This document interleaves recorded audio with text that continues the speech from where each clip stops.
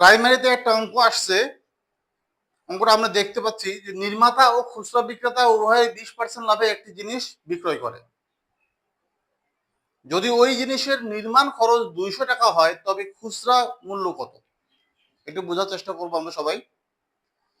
নির্মাতা মানে কোম্পানি, অর্থাৎ যে প্রোডাক্ট, যে জিনিসটা উৎপাদন করছে তাকে তাকে বলা হচ্ছে নির্মাতা। এই কোম্পানি 200 টাকা দিয়ে একটা জিনিস বানাইছে, বানানোর পরে ওই 200 টাকার উপরে 20% লাভে তারা জিনিসটা খুচরা বিক্রেতাকে দিছে। কি এটা বলছে খুচরা বিক্রেতা, নির্মাতা এবং খুচরা বিক্রেতা উভয় 20% লাভ করছে। কিন্তু তাহলে যে কোম্পানি 200 টাকা দামের পণ্যটা 20% লাভে খুচরা বিক্রেতার কাছে দিছে, আবার খুচরা বিক্রেতা কিন্তু আরো ওইটার উপরে যেই দামে কিনছে সেই দামের উপরে আবার 20% লাভে সে বিক্রয় করছে। বিষয়টা কিন্তু বুঝতে হবে। তাহলে বলতেছে যে তাহলে তবে খুচরা মূল্যটা কত ছিল, মানে 200 এর 20%, 200 20% যত হয় তার সাথে খুচরা বিক্রেতা আরো 20% যোগ করছে। যোগ করার পরে যে মূল্যটা আসবে সেটাই কিন্তু খুচরা মূল্য। কথাটা কি বোঝা যাচ্ছে? তাহলে আমরা দেখি বিষয়টা কেমন কেমন করে করা যায়। প্রথমে 200 এর প্রথমে কিন্তু কোম্পানি 20% লাভে বিক্রি করছে, তাই না? 200 এর 20%, তাহলে লাভ, তাহলে 20% মানে কি? 200 এর 20% মানে হচ্ছে 200 গুণন উপরে 20 নিচে 100, তাহলে কত আসতেছে? 0 0 0 0 কাটা, তাহলে 40 আসতেছে। 20 গুণ 40, তার মানে 200 টাকা দামের পণ্য 20% লাভে বিক্রি করলে কোম্পানি 20% লাভে বিক্রি করছে, তার মানে 240 টাকা বিক্রি করছে, তাই না? 240 টাকায় কিন্তু খুচরা বিক্রেতার কাছে বিক্রি করছে। আবার খুচরা বিক্রেতা কি করছে? আবার 20% লাভে কি করছে? এই 240 এর উপর আবার 20% লাভে সে বিক্রি করছে। তাহলে 240 এর উপর 20% লাভ কত হবে? গুণন, এর মানে গুণন, উপরে 20 নিচে 100, তাহলে 0 0 কাটা 0 0 কাটা 24 গুণ 48।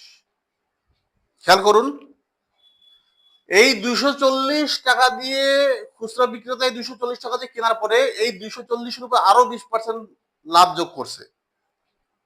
আরো 20% লাভ কত আসছে? এই যে 48। এই 20% লাভ যোগ করার পরে 240 সাথে যোগ করার পরে কিন্তু ওই খুচরা মূল্যটা আসছে। তাহলে 200 খুচরা মূল্য কত আসতেছে? খুচরা মূল্য 240 যোগ 48, তার মানে 288 টাকা। 288 টাকা, এটা আমাদের কিন্তু আনসার। আশা করি বিষয়টা বুঝতে পারছেন। তবে এর থেকেও আর একটু শর্টকাট পদ্ধতিতে আমি অঙ্কটা করে দিচ্ছি।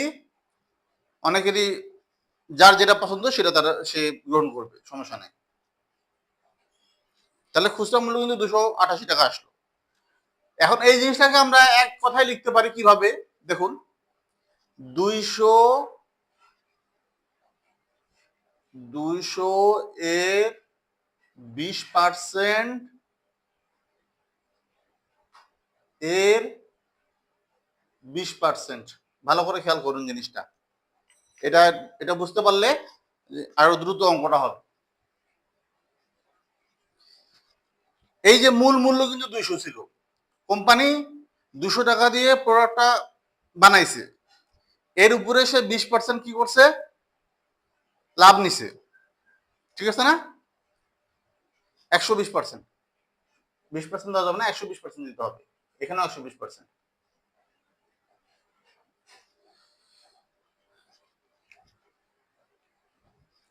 অনেকেই বুঝতে পারে না যে 120% কেন হলো। আছে লেখা 20%, কিন্তু 120% কেন হলো? মনে রাখতে হবে একটা কথা, যে কোনো সংখ্যার 100% মানে কি? কোন একটা সংখ্যার 100% যদি বলা হয় আপনাকে যে 60 এর 100% কত? যে কোনো সংখ্যার 100% মানে ওই সংখ্যাটাই, মনে রাখতে হবে।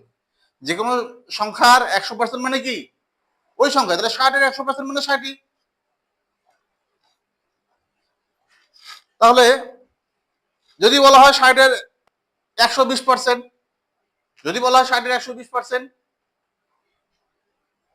তাহলে কি হবে খেয়াল করুন, 60 এর মানে গুণন 120 ভাগ 100,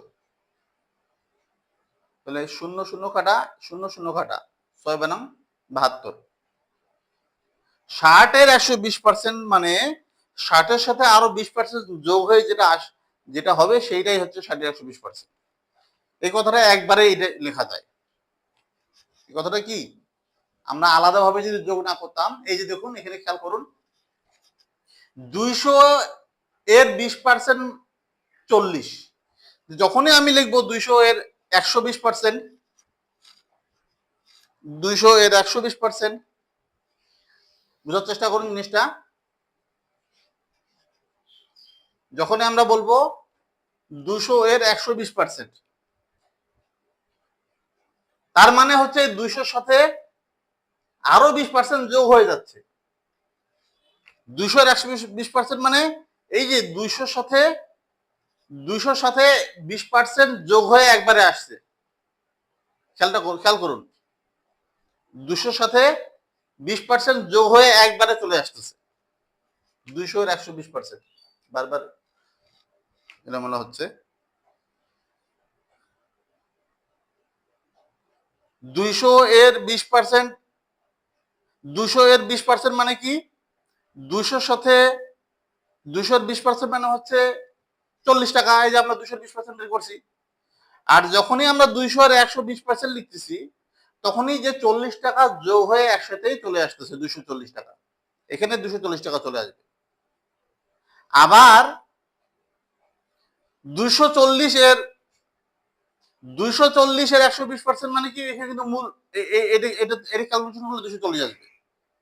240 এর 120% মানে কি, 240 এর 120% মানে 240 এর 100% মানে 240, 240 এর 120% মানে 240 এর সাথে আরো 20% যোগ হয়ে চলে আসবে।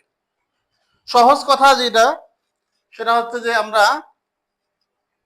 যখন এই ধরনের অঙ্ক দেখব, তো এটা তো একদম সহজ নিয়ম, একটু সময় লাগতেছে।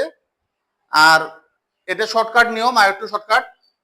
যখনই বলবে যে মূল মূল্যের সাথে আরো 20% যোগ করে কত মূল্য আসে সেটা আনতে বলতেছে, তখন আপনি ওই মূল মূল্যের সাথে 100 যদি 20% হয় তাহলে 120%, 10% হলে 110% দিলে আপনার টোটাল ওই মূল মূল্যের সাথে যে লাভটা ওইটা যোগ হয়ে চলে আসবে।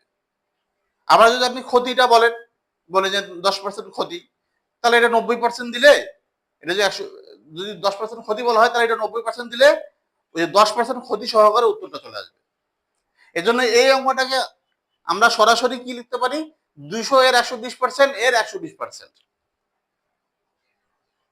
তাহলে 200 গুণন 120 ভাগ 100 গুণন 120 ভাগ 100, তাহলে কাটাকাটি করি, এই 2 শূন্য আর এই 2 শূন্য কাটা, এই শূন্য কাটা, আবার এই শূন্য কাটা, তাহলে 12 12 144, 288। এই যে আমাদের 288 অ্যান্সার চলে আসছে, এত টাকা। আশা করি বুঝতে পেরেছেন।